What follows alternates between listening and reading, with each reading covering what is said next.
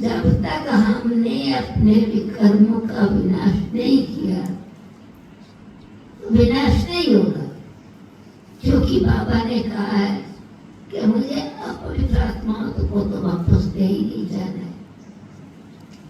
तो मुझे अगर जल्दी आना है तो जाने की तैयारी में भी मैं रहूंगा, जाऊंगा तो वापस आऊंगा ना जल्दी। तैयार होके संस्कार सत्युग वाले लेके जाऊंगा तो सत्युग में जल्दी आऊंगा। युद्ध के संस्कार लेके जाऊंगा तो द्वापर ये बिगनिंग में या त्रेता के एंड में आऊंगा। हार खाने के संस्कार है, हीरो बन करके पार्ट प्ले करने का लक्ष्य है। तो फिर परिस्थिति नहीं है, परिस्थिति स्वस्थिति की स्थिति दिलाती है। इसीलिए सबसे बड़ी बात यह है, हम जो भी ये भट्टियां करते हैं अथवा समय अपने को देते हैं, लक्ष्य क्या है?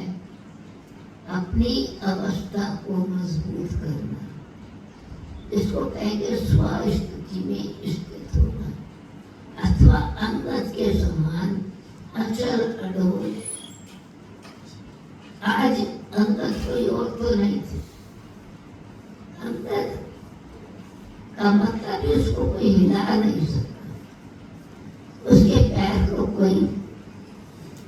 तो हमारा निश्चय का जो भाव है उसको कोई भी हमारे निश्चय में कोई बिगड़ नहीं डाल सकता, हमारे नशे में कोई कमी नहीं आ सकती, हमारे संबंध के सुख को कोई कम नहीं कर सकता, हमारी रूहानियत की प्रोग्रेस में कोई विघ्न नहीं आ सकता। यानी विघ्न आया पर विघ्न हमारे पर असर नहीं करेगा, ऐसे नहीं आ नहीं सकता है। टाइम के अनुसार अंधेरा भी आएगा, पर अंधेरे में मेरे को अंधेरा विघ्न नहीं डालेगा। ऐसे नहीं कि आएंगे नहीं, अक्षरी परिस्थितियां तो और भी ज्यादा आएंगी, पर स्वस्थिति के सामने परिस्थिति खिलौना है, खेल है। जैसे बाबा ने कहा कि वो तो आपकी स्केल अच्छी बन जाएगी तो आपको पपेट शो लगेगा, मिकी माउस शो लगेगा, यानी उसका इफेक्ट नहीं होगा। इफेक्ट हुआ तो डिफेक्ट कर देगा अपने अंदर। तो हमको न केवल अपनी अवस्था को परफेक्ट बनाना है, परंतु जो चीज हमारी अवस्था पर इफेक्ट डालने वाली है, प्रभाव डालने वाली है, उससे ऊपर रहना है। अच्छा मानो हमारा अपना संस्कार हमने समझ लिया, हमारे अपने संस्कार में शांति का है, प्यार का संस्कार है, हमारे अंदर हरे के प्रति शुभ भावना है, पर मेरी शुभ भावना के कारण ही किसी को ईर्ष्या है, किसी को कंपटीशन है, किसी को अंदर कोई प्लान है कि इनकी महिमा ना हो जाए। अब उनका मुझे उनके संकल्प का प्रभाव होना पड़ेगा। अब ईर्ष्या उसके कमी कमजोरी दूसरे की है और मुझे ये मेरे से ईर्ष्या कर रहा है, तो मैंने ईर्ष्या को अपने पास बुलाना शुरू किया। ये मैंने जो मान लिया ना, वो बेचारा अपनी कमजोरी के कारण आपकी सफलता को स्वीकार नहीं कर रहा है, वो तो उनकी कमजोरी है। फिर तो मर्सी रखनी चाहिए ना। मुझे उस समय उसी गुण को देखते हुए ये ईर्ष्या इनके अंदर कंपटीशन है, इनके अंदर ही तो मैं उनके संस्कार को अंदर बार बार रिपीट कर रहा हूँ, तो मेरे संस्कार पर वो इफेक्ट आ रहा है ना। मेरे संकल्प में जो मेरे अपने लिए शुभ भावना थी वो तो नहीं रही, या मेरी भावना ना हो, मेरी फीलिंग मेरी बदल गई है, मेरा सोच बदला, इसका मतलब मेरा मन व्यर्थ चला, मेरा मन भव नहीं हुआ, तो मैं तो श्रीमत का उल्लंघन बिना समझे ही कर दिया।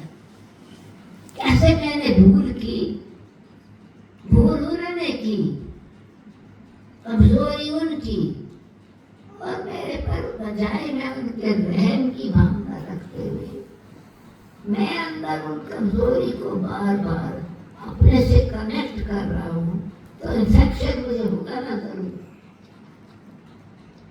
तो क्या है कि अभी समय है अपना बचाव करने का, और वो तब पॉसिबल है जैसे बाबा ने कहा कि बाबा का संग न छूटे।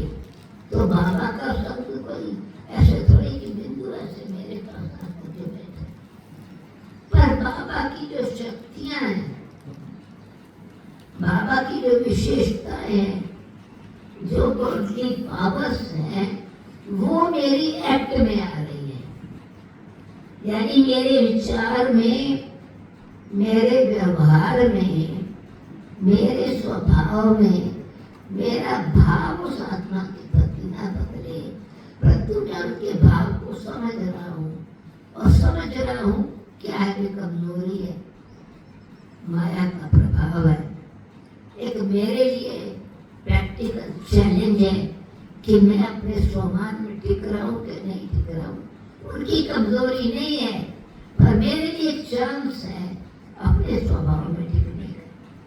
कमजोरी समझा तो मैं कमजोर बन जाऊंगा, उसको मैंने चैलेंज समझा तो मैं होशियार बन जाऊंगा, सोचने का तरीका बदल जाता, यानी समझ। तो अभी बाबा जो कहते हैं कि जो पुरानी वे ऑफ थिंकिंग थी, शास्त्र अनुसार, मनुष्यों के अनुसार, मन मत की इच्छाओं के अनुसार, उन सबको भूल जाओ, अथवा उसमें बुद्धू बन जाओ। बुद्धू बन जाओ मतलब समझते ही नहीं हो कि वो कोई मेरे लिए मेरे से कनेक्ट हो रही। तो हम ऐसा इतने न्यारे हो जाए, इनोसेंट बन जाए, जो मेरे पर उसका प्रभाव न पड़े। इसको ही कहते हैं निर्लेप अवस्था। ऐसे नहीं कि आत्मा पर प्रभाव नहीं पड़ता, पर जब सोल कॉन्शियस स्थिति है तो लेप छेप नहीं लगते। बाबा मेरे साथ है तो मेरे पर प्रभाव नहीं पड़ेगा, क्योंकि बाबा का प्रभाव ज्यादा है। उस प्रभाव को, वो बाबा की शक्ति का प्रभाव उस आत्मा पर मेरे पास संस्कार तक पहुंचेगा भी नहीं। मतलब ईर्ष्या के रूप से नहीं देखूंगा, बेचारा कमजोर है, रहम की दृष्टि